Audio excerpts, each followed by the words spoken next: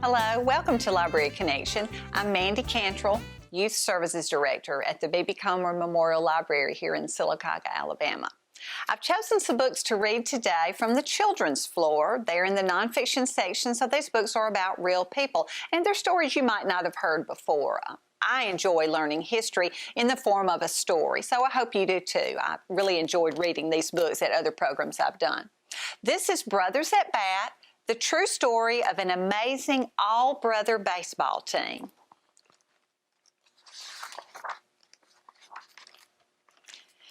When winter's chill melts into spring, back doors swing open and slap shut as kids just home from school run outside, mitts, bats, and balls in hand. In one New Jersey town near the ocean, back in the 1920s and 30s, you could hear the same door slam over and over.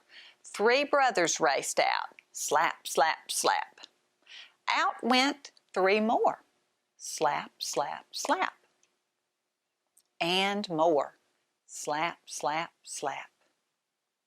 And still more. Slap, slap, slap.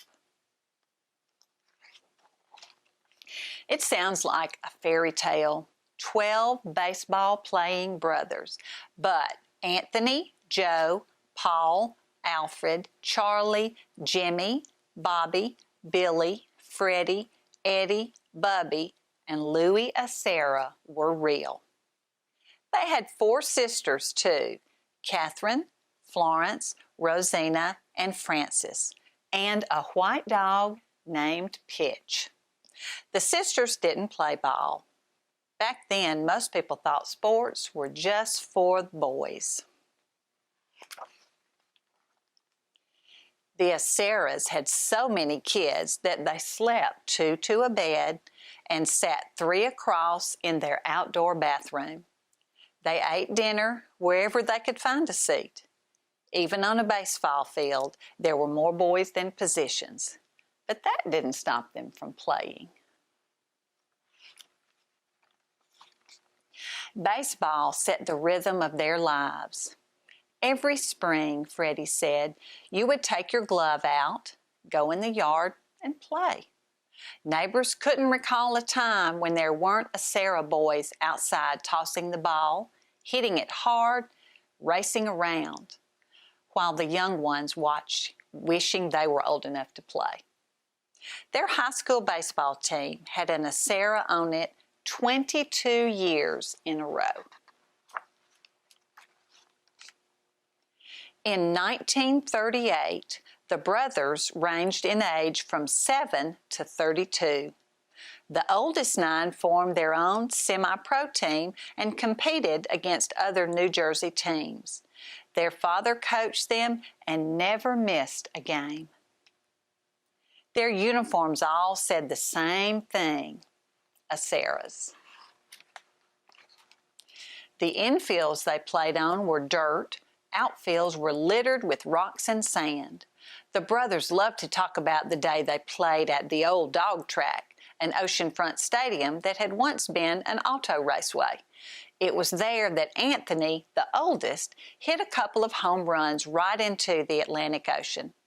They called Anthony Poser because of the way he'd stand at the plate, as if his baseball card photo were being taken. Charlie, the 5th oldest, was the slowest brother. He was a good player, but a terrible runner. The brothers often joked about the time he hit a ball nearly out of the park, but only made it to second. Jimmy, the 6th brother, had a knuckleball people still talk about. You couldn't hit it, Eddie said. You couldn't catch it either. That ball danced in the air. Jimmy was a great hitter, too. Probably the best player on the team. But there was no jealousy, no rivalry, no fighting. As the younger brothers grew up, the older ones shared playing time. If someone dropped a fly ball or struck out, no one screamed or threw down his glove or stomped off the field. We stuck together, Freddie said. The team played around New Jersey, in New York, Connecticut, wherever they could find a good game. Paul sent out letters looking for new teams to play. The all-brother team always drew big crowds. In 1939, at the New York World's Fair, the Aceras were honored as the biggest family in New Jersey.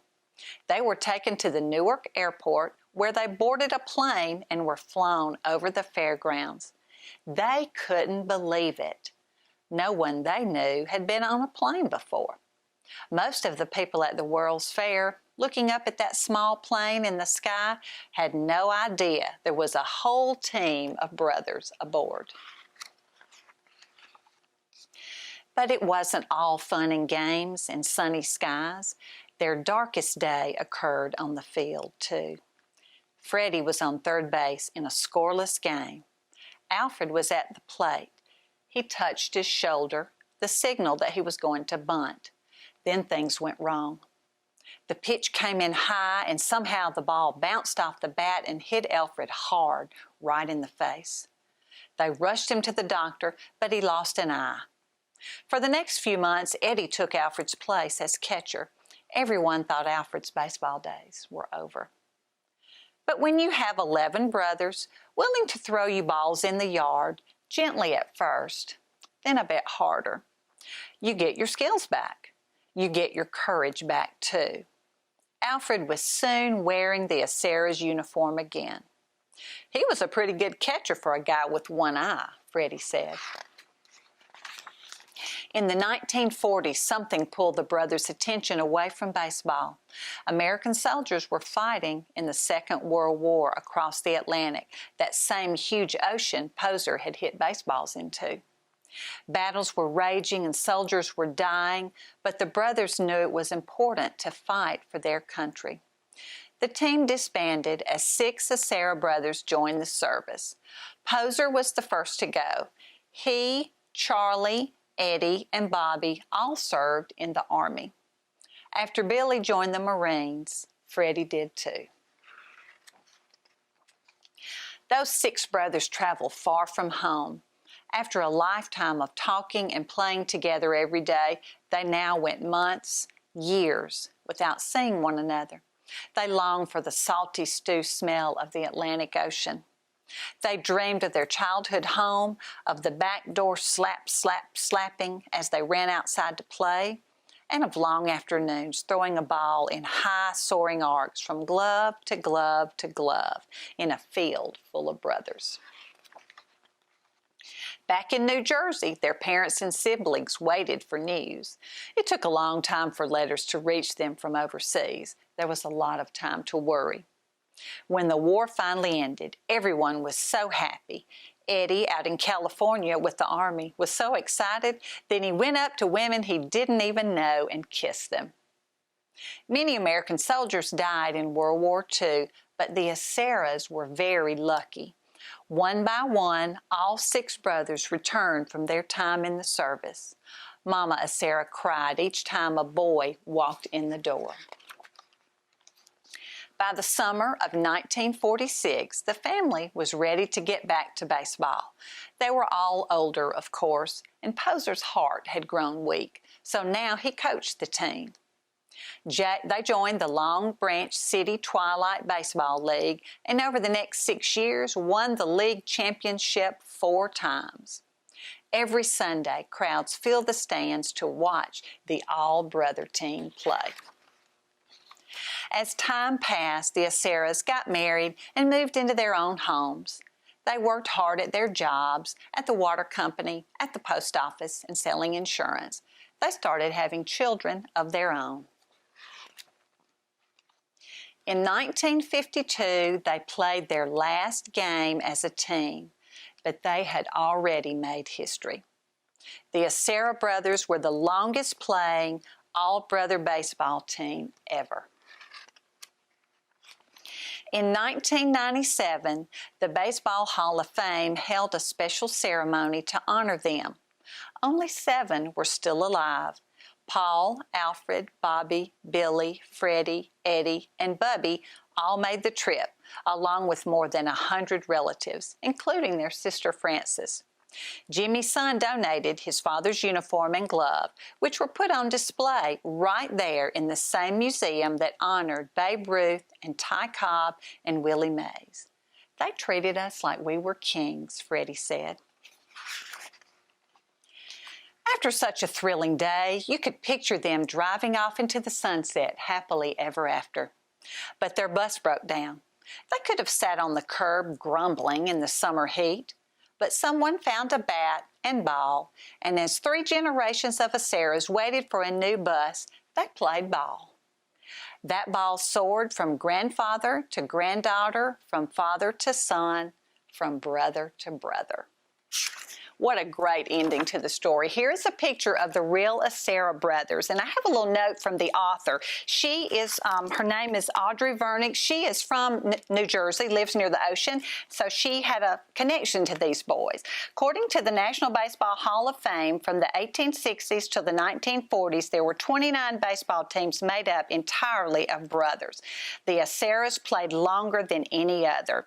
What they achieved is remarkable, but when you meet them, what impresses you most is their strong sense of family and pride. Jimmy's daughter Pat said, "We were all raised to be team players, no matter what situation we were in, at work, at play, at war, in relationships. You carry that spirit with you, and it's part of you.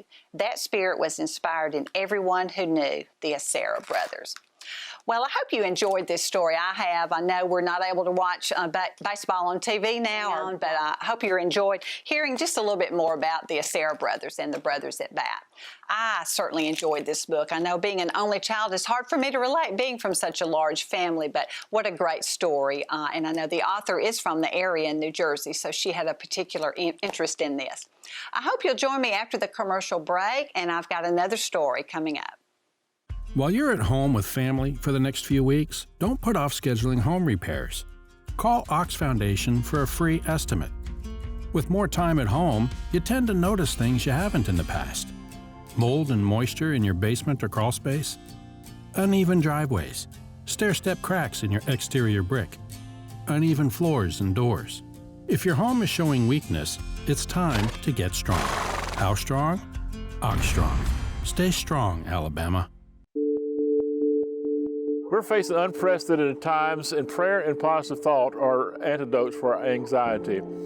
To please continue your prayers for our medical profession, our leaders, our first responders, and those afflicted with this virus. My name is Mark Ledbetter, president of the Coosa Valley Ministerial Association, and I encourage you to reach out to local pastors for any spiritual or emotional needs. God will see us through these trying times. Coosa Valley Medical Center, one of the top 10 hospitals in Alabama, is also Sylacauga's largest employer. Services from the emergency room, to surgery, to cancer treatment, to post-stroke care. You won't believe what's right in your backyard. It's Coosa Valley Medical Center in Sylacauga. So, if you're sick in Alabama, choose one of the top 10 hospitals in Alabama. That is Coosa Valley Medical Center. Marble City Pharmacy in Sylacauga is your destination for the highest quality health care. Our knowledgeable pharmacists are always available for questions about your medications or advice on taking over-the-counter products and supplements. Our friendly staff can assist you in choosing from our full lines of compression hose and medical equipment. And don't forget our gift department. We have a great selection of unique gifts for every occasion. Stop by and see us today. Marble City Pharmacy, here for life. A funeral service represents a family's final farewell to their loved ones. Knowing this, we go beyond what is expected to ensure the ceremony is beautiful and memorable, a truly fitting tribute to that special life. We invite you to visit us to meet our staff and tour our renovated facility complete with a new dining area and catering services. We've been serving the people of this area for over 40 years, and we think that you'll be pleased to find that making lasting impressions remains our first priority. Curtis & Son Funeral Home, Sylacauga, Childersburg. WOTM is the television provider for all Alabama High School Athletic Association championship events and special programs. WOTM is your home for the Super 7 football, state finals basketball, baseball and softball state championships, the AHSAA weekly show, and WOTM also produced the first ever football playoff show, Super 7 preview show, and reclassification reveal show. Your exclusive home for all things AHSAA is WOTM. Contact your local cable provider to request WOTM to your channel lineup.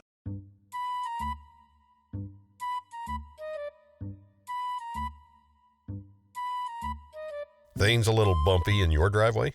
Ox Foundation Solutions has the expertise and the know-how to repair cracks, wet basements and crawl spaces, and uneven floors in your home.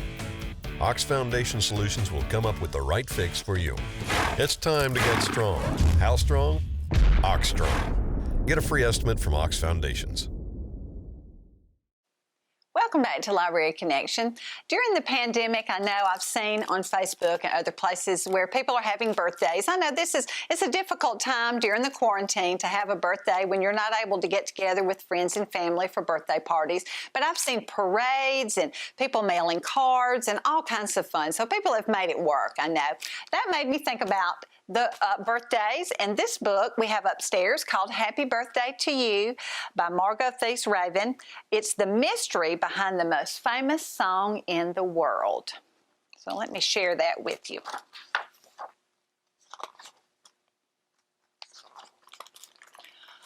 One long ago morning near Louisville, when gas lamps lit rooms and mules pulled streetcars, 6-year-old Patty Hill gazed in wonder at the tiny bundle of baby and blanket nestled in Mama's arms. "Meet your little sister," Mama smiled at her little girl with golden red curls, and at the baby born with the morning, as new to the day as the sun rising to the children's tower playroom above. It was a magical place, the tower room overlooking Bellwood, the family's Kentucky home. The tower had 8 sides, one for each member of William and Martha Hill's growing family. Papa, Mama, Mildred, Mary, Wallace, Patty, Archibald, and now baby Jessica. Reverend Hill had built the chapel tower when he founded Bellwood, his school to instruct young women of the South. He believed, most unusually for steamboat days, an educated woman need not marry to have a home. It was Martha Hill who filled the playroom with boards, boxes, bricks, and barrels for her children to build big dreams. At a time when children were made to work in factories, Martha believed that play was a child's most important work, the way to discover the world. All day long, Martha sang helpful little songs to keep learning and task fun, even task not so fun. When washing Patty's long curls in a tub, Mama sang, "Down, down, down, daughter, down you go into the water." Soon Mildred, like Mama, made up little melodies, and Patty wrote simple poems. Then one sad day in 1874, not even Mama's songs could dry the children's tears as they said goodbye to Pee-wee, their beloved pony. Pee-wee was off to a new home because the Hill family was leaving Bellwood forever. Reverend Hill was to become president of a college in faraway Missouri. Trading memories for new dreams, Martha gently explained to the children as Pee-wee's train pulled away. Hope sprouted as high as cornfield in Missouri until Reverend Hill's health grew frail. One Christmas day, the children gave him a book with a ring of stars on a blue cover. "How the stars light the world. How will you light the world when you grow?" he asked. Reverend Hill died too soon to know. 7 heavy hearts returned to Kentucky as lost as coal smoke at night. Welcome is the best dish you can serve at the table, Martha sighed, resettling in Louisville in 1878. Like a song without notes, life and the cupboards were empty without Papa. Martha was nearly penniless. She took in boarders. Blessedly, the children could now finish school. When Patty graduated, she thought of Papa's question, "How will you light the world when you're grown?" By now, Mildred had become a piano teacher and a talented composer. Patty wondered what she might do. Then one day she read a notice in the Louisville Courier-Journal. A free kindergarten. Miss Bryan returns to her Kentucky home to instruct poor children. She will also train young ladies for teaching methods of the celebrated system. Patty invited Miss Bryan for tea to hear how kindergarten was the idea of a German man named Frederick Frobel. He saw school as a garden, the teacher as the gardener, and the children as the flowers that learn best by growing naturally. But what to call this new idea? Not schooling. It was really more like child gardening. Kindergarten is the name, he cried, for kinder is German for children. Patty became the youngest of 6 students in Louisville's first training class for kindergarten teachers. Each morning, Miss Patty gathered students from poor tenement homes. She washed little hands and faces at school and put children in clean clothes. Then, as taught to do, Patty marched the children into a big circle to teach the day's topic. She looked from child to child until one boy said for all, "Teacher, who are you talking to anyhow?" Patty then tried the children in smaller groups to learn their news. Viola said she couldn't skip very well because her new shoes didn't know how to yet. Tommy was sad because he couldn't find his cookie, but he'd eaten it. Asked to put on her thinking cap, Eloise said, "Not me. I'm putting on my knowing cap." Patty put on her knowing cap. To teach a child, she must reach the child, but the way was through the child's own play. It was the children of Bellwood who built dreams from boards.